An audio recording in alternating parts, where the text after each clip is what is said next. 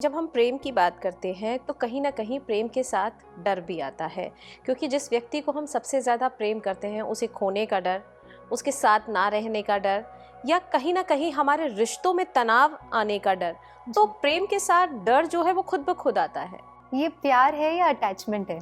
That's the question we need to ask, क्योंकि जहाँ प्यार है वहाँ दर्द हो नहीं सकता, है ना? क्योंकि love is the most elevated feeling ever. जो एक मनुष्य आत्मा अपने जीवन में सबसे श्रेष्ठ भावना जो हम अनुभव कर सकते हैं ना, वो स्नेह है जी।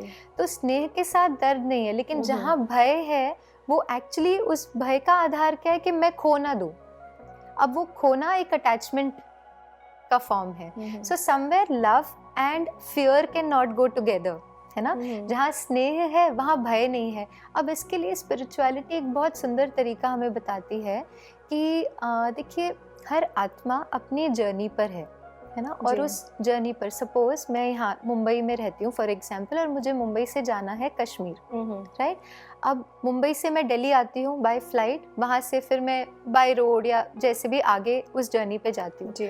अब जब मैंने मुंबई से दिल्ली ट्रैवल किया, मेरे साथ कुछ को पैसेंजर्स हैं। अब वो को पैसेंजर्स के साथ बहुत एक अच्छा कॉन्वर्जेशन रहा, बहुत अच्छी यात्रा रही, लेकिन उतरते समय मैं कहती हूँ नहीं, आप मुझे छोड़ के नहीं जा सकते, अब तो मुझे साथ ही चलना है।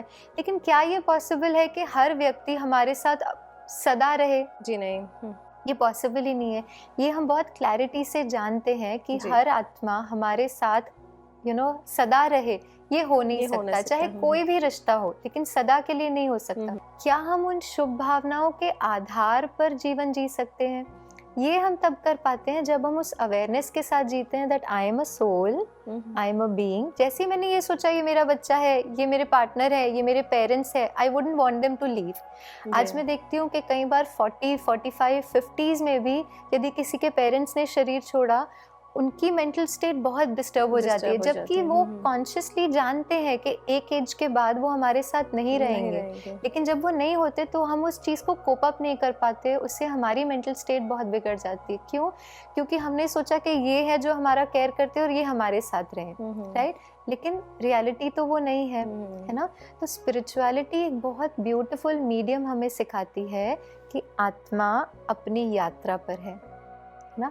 जैसे मैं आत्मा अपनी यात्रा पर हूँ, वो आत्मा भी अपनी जर्नी पर है।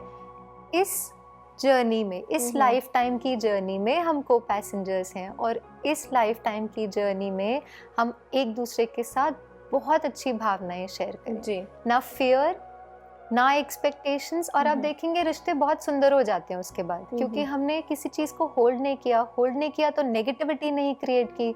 और क्योंकि संबंधों में नेगेटिविटी नहीं है तो आप देखेंगे रिश्ते अपने आप सुंदर हो जाते हैं। फिर आपको खोने का डर नहीं। क्यों? क्योंकि इतना प्यार है कि आप चाहेंगे तो भी वो आपको छोड़ के नहीं जाएंगे। जी।